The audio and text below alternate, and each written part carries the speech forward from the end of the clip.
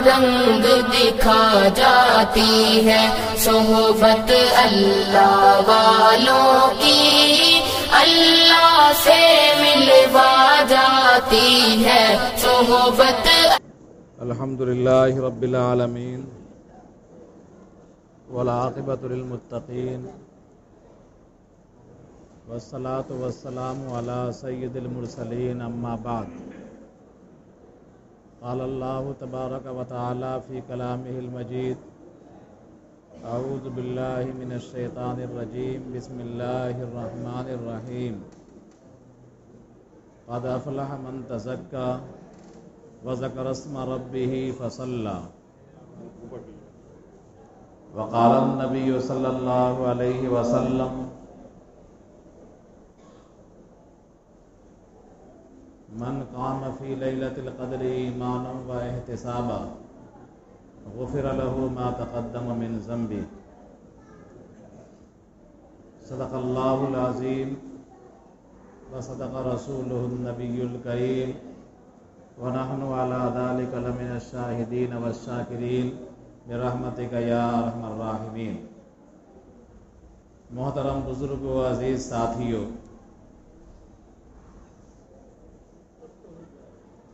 رمضان المبارک کا آج 18واں روزہ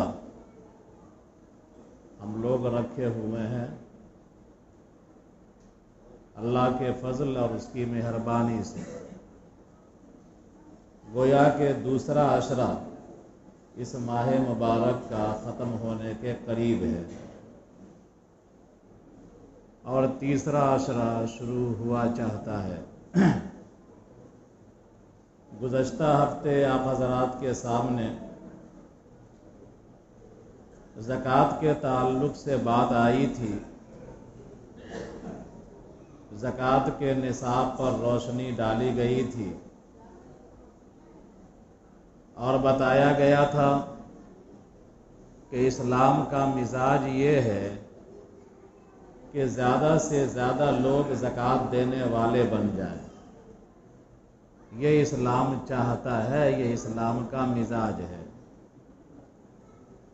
اس لیے نصاب جو مقرر کیا گیا وہ سونے کا بھی مقرر کیا گیا، چاندی کا بھی مقرر کیا گیا۔ چاندی کا ریٹ سونے سے کئی گنا کم ہوتا ہے اور سونے کا ریٹ چاندی سے کئی گنا زیادہ ہوتا ہے۔ دونوں پیمانے شریعت نے مقرر کر دیے کہ مالدار بھی زکوٰۃ نکالے اور جو اوسط درجے کا آدمی ہے وہ بھی زکوٰۃ نکالنے والا بنے۔ زکوٰۃ کے جو مستحقین ہیں آپ حضرات اچھی طرح جانتے ہیں کہ غریب ہیں، مسکین ہیں، یتیم ہیں۔ قرآن کی آیت ہے، انما الصدقات للفقراء والمساکین والعاملین علیہا والمؤلفۃ قلوبہم وفی الرقاب والغارمین وفی سبیل اللہ وابن السبیل۔ اس آیت کے اندر زکوٰۃ کے مستحقین کا ذکر کیا گیا ہے کہ زکوٰۃ فقیروں کو دیا جائے گا، زکوٰۃ مسکینوں کو دیا جائے گا، زکوٰۃ یتیموں کو دیا جائے گا اور زکوٰۃ ان عاملین کو دیا جائے گا جو زکوٰۃ وصول کرنے کی خدمت پر رضاکارانہ مامور ہیں۔ خلفائے راشدین کے زمانے میں، اسلامی دور حکومت میں کچھ افراد ہوتے تھے جن کا حساب کتاب اچھا ہوتا تھا تو ان کو زکوٰۃ وصول کرنے کی ذمہ داری دی جاتی تھی اور یہ رضاکارانہ کام کرتے تھے۔ تو چونکہ پورے سال وہ بیت المال کی خدمت کر رہے ہیں، ان کے بال بچوں کا کیا بنے گا، اس لیے اللہ تبارک و تعالیٰ نے ان کو بھی زکوٰۃ کا مستحق قرار دیا کہ ان کو بھی زکوٰۃ کی رقم دینی چاہیے۔ تالیف قلب کا معاملہ تھا، اگر کسی کے بارے میں پتہ چلا کہ یہ اسلام کے تعلق سے نرم گوشہ رکھتا ہے، اس کو کچھ زکوٰۃ کی رقم دے دی گئی تاکہ مزید وہ اسلام سے قریب ہو جائے، مسلم معاشرت سے قریب ہو جائے، اور ایک وقت آئے گا کہ اس ماحول میں ڈھل جائے گا، وہ بھی کلمہ پڑھ لے گا۔ تو تالیف قلب کا معاملہ، یا اسی طرح کوئی آدمی جو مسلمان ہوا ہے ابھی، اور مسلمان ہونے کے بعد ظاہر سی بات ہے ابتلا اور آزمائش کا معاملہ آتا ہے اور ہر دور میں آتا ہے، تو ایسے نو مسلموں کو بھی ان کے دلوں کو جمانے کے لیے کہ اسلام پر جم جائیں، ان کو بھی زکوٰۃ کی رقم دی جا سکتی ہے۔ فی الرقاب والغارمین وفی سبیل اللہ وابن السبیل، غلاموں کو آزاد کرنے میں، قیدیوں کو آزاد کرانے میں بھی زکوٰۃ کی رقم دی جا سکتی ہے۔ قرض میں ڈوبے ہوئے افراد ایسے ہیں کہ جن کا قرض پہاڑ جیسا اور آمدنی ٹیلے جیسی، قرض بہت زیادہ ہے، آمدنی کچھ نہیں ہے، حالانکہ صاحب جائیداد ہے، زمین جائیداد والا ہے، لیکن قرض میں اس طرح ڈوبا ہوا ہے کہ گھر سے باہر نہیں نکلتا ہے، ایسے آدمی کو بھی زکوٰۃ کی رقم دی جا سکتی ہے۔ فی سبیل اللہ کے مجاہدین ہیں،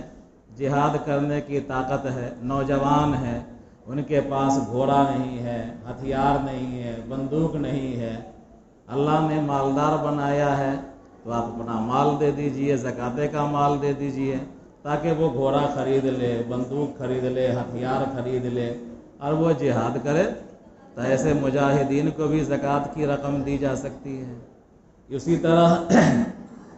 ابن سبیل ہیں، راستے کا بیٹا، راستے کا بیٹا کون ہوتا ہے؟ مسافر، تو مسافر کو بھی زکوٰۃ کی رقم دی جا سکتی ہے، گرچہ مسافر اپنے وطن پر کروڑ پتی ہو۔ اگر کوئی مسافر ایسا ہے جو اپنے وطن پر کروڑ پتی ہے لیکن اس کا پورا پیسہ ختم ہو گیا، کسی نے نشہ کھلا دیا، پورا مال لٹا گیا، اس کا کچھ نہیں ہے اس کے پاس، تو ایسے افراد کو بھی زکوٰۃ کی رقم دی جا سکتی ہے، گرچہ وہ اپنے گھر پر ٹاٹا برلا کیوں نہیں ہے، لیکن وہ راستے کا بیٹا ہے، اس کو کوئی پرسان حال نہیں ہے، تو ایسے مسافر جو لٹے پیٹے ہوں، جن کے پاس سفر میں کچھ نہ بچا ہو، ایسے مسافروں کو بھی زکوٰۃ کی رقم دی جا سکتی ہے۔ بہرحال زکوٰۃ کی تفصیل آئی،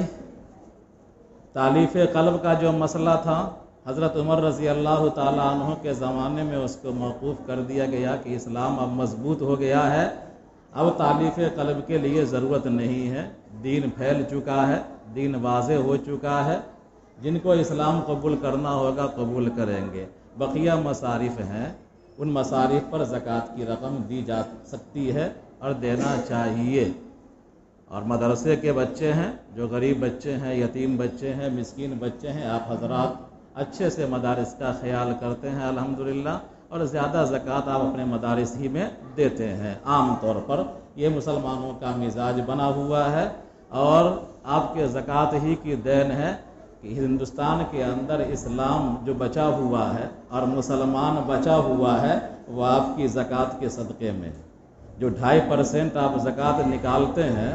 اسی سے تو پورے ادارے چل رہے ہیں۔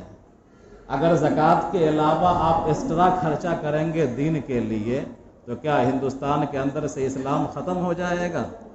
آپ کے دور حکومت کو ختم ہوئے 250 سال ہو گیا، تقریباً 57 میں آپ مکمل طور پر ختم ہو گئے، 57 کے بعد 67 سے ہی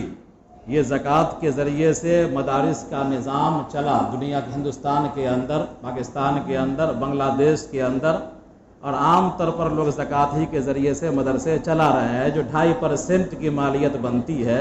اور 2.5% سے لاکھوں کروڑوں علماء، کروڑوں حفاظ نکلے جو ہندوستان میں اسلام کو پھیلا رہے ہیں، فروغ دے رہے ہیں۔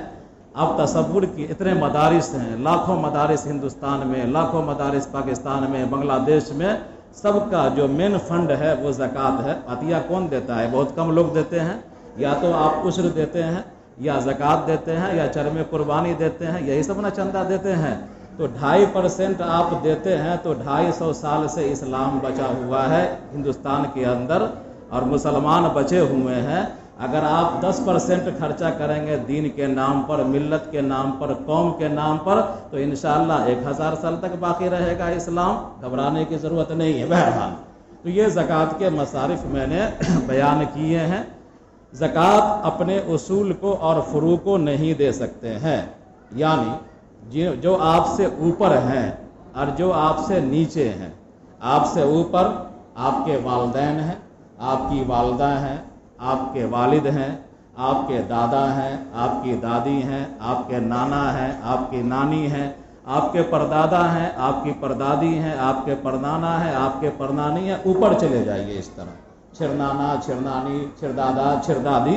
اس طرح 10 گو لے جائیے، 50 گو لے جائیے اوپر۔ اپنے اوپر آپ زکوٰۃ نہیں دے سکتے ہیں، اپنے اوپر والے کو۔ اپنے نیچے والے کو زکوٰۃ نہیں دے سکتے ہیں، یعنی آپ اپنے بیٹے کو، بیٹی کو، پوتا کو، پوتی کو، ناتی کو، نتنی کو، اور اسی طرح پرپوتا کو، پرپوتی کو، پرناتی کو، پرنتنی کو، ان سب کو آپ زکوٰۃ نہیں دیں، جتنا نیچے چلے جائیے۔ اگر آپ کی عمر 1000 سال ہے فرض کیجئے، اور آپ کو 1,00,000 نتنی ہے، 1,00,000 پوتا، پرپوتا، چھرپوتا، اور یہ سب کچھ کیا سب ہے، تو نیچے آپ زکوٰۃ نہیں دے سکتے، اوپر زکوٰۃ نہیں دے سکتے، لیکن دائیں بائیں بازو میں آپ زکوٰۃ دے سکتے ہیں۔ لہذا بھائی اپنے بہن کو دے سکتا ہے، چاہے حقیقی بہن ہو، چاہے چچیری بہن ہو، چاہے کھلیری بہن ہو۔ بہن بھائی کو دے سکتی ہے، چاہے حقیقی بھائی ہو، چاہے کھلیرا بھائی ہو، چچیرا بھائی ہو، یعنی اپنے اصول اور فروع کو چھوڑ کر کے، اپنے اوپر اور نیچے چھوڑ کر کے جتنی شاخیں آپ کی بنے گی، ان تمام رشتہ داروں کو اگر وہ زکوٰۃ کے مستحق ہیں اور غریب ہیں تو ان کو زکوٰۃ کی رقم دی جا سکتی ہے۔ عام طور پر ہمارے ذہنوں میں تھوڑا سا اس تعلق سے وسوسہ رہتا ہے، تشفی نہیں ہوتی ہے کہ چچیرے بھائی کو ہم دے سکتے ہیں کہ نہیں دے سکتے ہیں، چاچا کو ہم دے سکتے ہیں کہ نہیں دے سکتے ہیں، چچیری بہن کو ہم دے سکتے ہیں کہ نہیں دے سکتے ہیں۔ فقہا نے تو یہ بھی لکھا ہے کہ اگر سسر ہے صاحب حیثیت اور داماد غریب ہے تو داماد کو بھی زکوٰۃ کی رقم دی جا سکتی ہے۔ فقہا نے یہ لکھا ہے اگر سسر صاحب حیثیت ہے اور داماد زکوٰۃ کا مستحق ہے تو سسر اپنے داماد کو، بیٹی کو نہیں دے سکتا، لیکن اپنے داماد کو، داماد غیر ہو گیا تو داماد کو زکوٰۃ کی رقم دے سکتا ہے۔ بہرحال تو اپنے اصول کا خیال کرنا ہے، اوپر جس سے آپ ہیں، جس کی نسل سے، اور جو آپ سے ہے، جو بچہ ہوگا آپ سے اور جو ہے، ان تمام کو نہیں دے سکتے۔ بقیہ اپنے شاخ میں، آزو بازو میں جو بھی ہیں ان کو زکوٰۃ کی رقم آپ دے سکتے ہیں۔ رشتہ داروں کا خیال کرنا چاہیے ایسے موقع پر، جس طرح مدارس میں خرچ کرنے سے ڈبل اجر ملتا ہے کہ زکوٰۃ کی ادائیگی بھی ہو جاتی ہے اور اشاعت دین کا کام بھی ہو جاتا ہے۔ جیسے میں نے کہا کہ 250 سال سے جو اسلام بچا ہوا ہے، مسلمان بچا ہوا ہے، وہ آپ کی زکوٰۃ کا کمال ہے، تو آپ کو 2 ثواب ملتا ہے مدارس میں دینے سے۔ اسی طرح رشتہ داروں کو اگر آپ زکوٰۃ کی رقم دیتے ہیں تو آپ کو ڈبل ثواب ملتا ہے، زکوٰۃ کی ادائیگی کا بھی ثواب ملتا ہے، اور اسی طرح رشتہ داری نبھانے کا بھی، رشتہ داری کو جوڑنے کا بھی، قرابت داری نبھانے کا بھی یہ بھی ثواب ملتا ہے۔ بہرحال یہ باتیں رہ گئی تھی، ہم کو اور آپ کو سمجھنا چاہیے اور عمل کرنا چاہیے۔